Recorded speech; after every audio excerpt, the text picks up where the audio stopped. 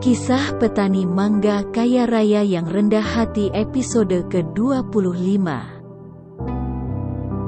Setelah mempersiapkan mental, Suji akhirnya kembali melajukan mobil milik Tiara menuju ke gedung fakultasnya untuk mengikuti perkuliahan. Saat akan memasuki parkiran di gedung tersebut, Tiara sepintas melihat teman-temannya yang juga baru selesai memarkirkan mobil mereka.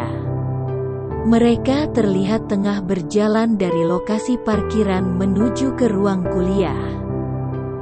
Tanpa sadar dan secara refleks, Tiara kembali memegang lengan kiri Suji, seakan kembali meminta dorongan kepercayaan diri darinya. Suji yang merasakan hal itu kemudian langsung berusaha menenangkannya. Bismillah, insya Allah mereka akan ikut bahagia Tiara, ucap Suji secara singkat ke Tiara. Mendengar ucapan dari Suji, Tiara kemudian tersenyum. Terima kasih Mas, semoga semuanya dimudahkan, jawab Tiara. Setelah Suji selesai memarkirkan mobil, keduanya akhirnya turun dan berjalan berdampingan menuju ruang kelas kuliah mereka. Sejumlah sahabat dekatnya yang sebelumnya melihat mobil Tiara saat akan memasuki parkiran, tampak kaget dengan pemandangan yang mereka lihat saat ini. Tak seperti biasanya, Tiara selalu berjalan sendiri usai memarkirkan kendaraannya. Namun kini Tiara tak sendiri, ada seseorang di sampingnya. Seseorang yang pada beberapa bulan terakhir menghilang dari kampus karena mengalami kecelakaan lalu lintas. Seseorang yang sebelumnya mereka kenal sebagai sosok yang sederhana, seperti mahasiswa lain yang berasal dari keluarga biasa. Namun saat ini terlihat ada yang berubah dari penampilan pemuda tersebut. Setelan pakaian yang dikenakannya terlihat tampak keren, modis, kekinian. Pokoknya enggak malu-maluin kalau diajak kondangan. Yang membuat mereka heran, yakni posisi keduanya saat mereka jalan berdampingan. Terlihat sangat dekat dan akrab. Tak seperti sebelumnya jika keduanya berjalan berdampingan yang masih terlihat ada jarak. Namun kini jarak tersebut tak terlihat. Yang mereka saksikan sekarang adalah suatu pemandangan sepasang muda-mudi nan serasi. Yang lelaki terlihat tampan, yang perempuan terlihat cantik. Enak dipandang mata. Dari paras keduanya seolah memancarkan aura kebahagiaan yang teramat sangat. Membuat yang melihatnya pun ikut dalam suasana bahagia. Mereka pun cukup lama melongo menyaksikan sepasang muda-mudi tersebut berjalan berdampingan. Hingga akhirnya Tiara menyapa mereka. Assalamualaikum. Hai, kok pada melongo sih? Kenapa? Waalaikumsalam, jawab para sahabatnya secara serentak. Kalian berdua tumben bisa jalan bareng dari parkiran. Terus ini Suji bukannya kemarin sakit karena kecelakaan? Tanya salah satu teman dekat Tiara karena sangat penasaran. Tiara yang mendengar pertanyaan yang bertubi-tubi tersebut, hanya tersenyum dan langsung menjawabnya dengan singkat. Iya, alhamdulillah, Mas Suji udah sembuh. Jawaban singkat Tiara tersebut langsung membuat terkejut para sahabatnya. Sebuah tambahan panggilan kata Mas di depan nama Suji, itu yang ternyata membuat mereka kaget. Mereka seperti mendengar bunyi petir yang sangat keras di siang bolong. Satu kata yang mengguncang pikiran mereka. Guncangan yang memicu rasa penasaran, Apakah gerangan yang sedang terjadi antara sohib mereka yakni Tiara dengan pemuda yang di sampingnya itu? Dan apakah pemuda ini juga merupakan jawaban dari sebuah pertanyaan yang secara terus-menerus ada di kepala mereka, setelah mereka mengetahui Tiara menggunakan cincin yang indah di jari manisnya? Sontak, para sahabatnya secara bersama-sama melirik ke arah Tiara dan langsung mengarahkan telunjuk mereka ke arah Suji. Saat ini mereka betul-betul ingin mendapatkan jawaban langsung dari Tiara, bahwa apakah pemuda tampan yang di sampingnya itulah yang telah melamarnya. Tiara pun kemudian tersenyum sambil menganggukkan kepala, pertanda mengiyakan bahwa Suji telah melamarnya dengan memberikan cincin berlian yang saat ini dikenakannya. Melihat hal itu, seluruh sahabatnya pun berteriak histeris dan langsung memeluk Tiara. Sementara itu Suji yang melihat pemandangan tersebut hanya tersenyum. Dirinya merasa semakin bahagia saat melihat Tiara dan para sahabatnya saling berpelukan setelah mengetahui hal yang sebenarnya. Tak selang berapa lama, Suji pun mendapatkan ucapan selamat dari para sahabatnya Tiara.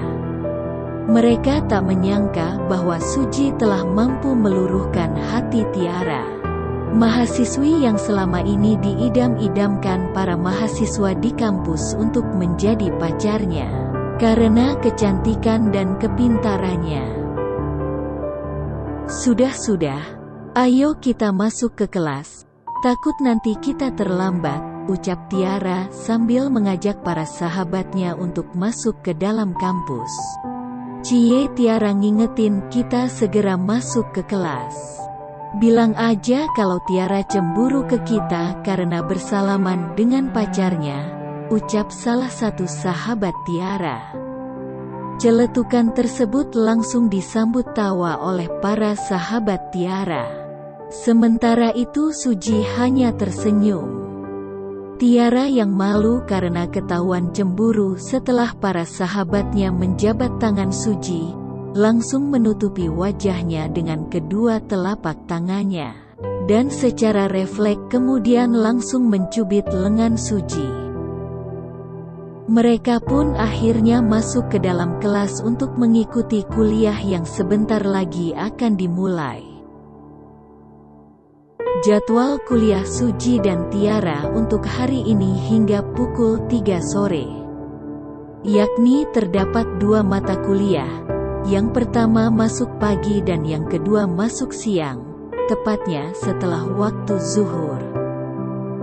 Selesai mengikuti kelas di mata kuliah yang pertama, Suji dan Tiara pergi menuju musola yang ada di gedung fakultas mereka. Dan setelah sholat, mereka selanjutnya pergi ke kantin untuk makan siang. Pada saat makan siang tersebut, mereka bertemu sejumlah teman mahasiswa yang lain. Tak sedikit dari mereka merasa terkejut dengan adanya informasi mengenai hubungan keduanya. Informasi hubungan antara Suji dan Tiara memang cepat menyebar. Mengingat Tiara merupakan salah satu mahasiswi yang cantik dan pintar di kampus tersebut, sehingga wajar jika dirinya menjadi sorotan. Berbeda halnya dengan Suji, kendati dirinya dikenal sebagai mahasiswa yang cerdas, namun para mahasiswa di kampusnya hanya mengetahui jika Suji merupakan sosok yang berpenampilan biasa. Pandangan seperti itu tentu memunculkan rasa penasaran bagi para mahasiswa. Jika benar Suji memiliki hubungan khusus dengan Tiara, bagaimana hal seperti itu bisa terjadi? Apalagi penampilan Suji saat ini cukup berubah, yang kebetulan mengenakan pakaian yang ia bawa dari rumah saat berangkat tadi pagi. Pakaian sederhana yang biasa ia pakai ke kampus, semuanya masih tersimpan rapi di tempat kosnya. Karena tak sempat mampir ke tempat kosnya, akhirnya Suji berpenampilan apa adanya seperti saat ini. Begitu cepatnya kabar tersebut menyebar, hingga memunculkan berbagai gosip di kalangan mahasiswa. Mulai dari Suji yang menggunakan jasa paranormal, Tiara yang telah hamil di luar nikah, dan lain-lain. Saat para mahasiswa disibukkan dengan kegiatannya masing-masing di kampus, termasuk kegiatan bergosip, tiba-tiba mereka dikejutkan dengan adanya iring-iringan mobil yang cukup banyak. Jika dilihat sepintas, iring-iringan mobil tersebut merupakan rombongan para pejabat. Mobil paling depan merupakan kendaraan patwal dari petugas kepolisian. Selanjutnya mobil di belakangnya merupakan kendaraan dengan tampilan yang mewah, dan berplat nomor RI. Iring-iringan mobil tersebut ternyata menuju ke gedung fakultas tempat Suji dan Tiara mengikuti kuliah. Seluruh kendaraan tersebut akhirnya parkir di halaman depan gedung fakultas tersebut. Para pejabat terlihat satu persatu memasuki gedung fakultas.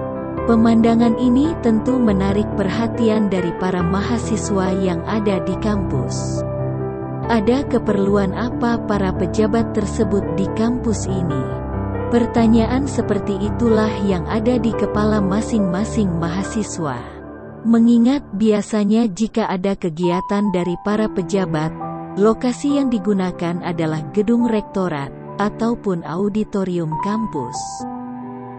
Tak selang berapa lama, tiba-tiba pengeras suara di gedung fakultas tersebut berbunyi. Pengeras suara yang biasa digunakan untuk menyampaikan hal-hal yang sangat penting.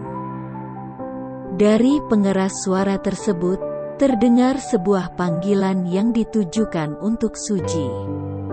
Dengan nada yang sopan, pemilik suara tersebut meminta Suji untuk segera ke ruang dekan. Sontak seluruh mahasiswa, dosen dan para pegawai di kampus tersebut terkejut. Tak terkecuali mahasiswa yang ada di kantin, termasuk Tiara dan Suji sendiri. Hal yang sangat penting apakah yang sedang terjadi?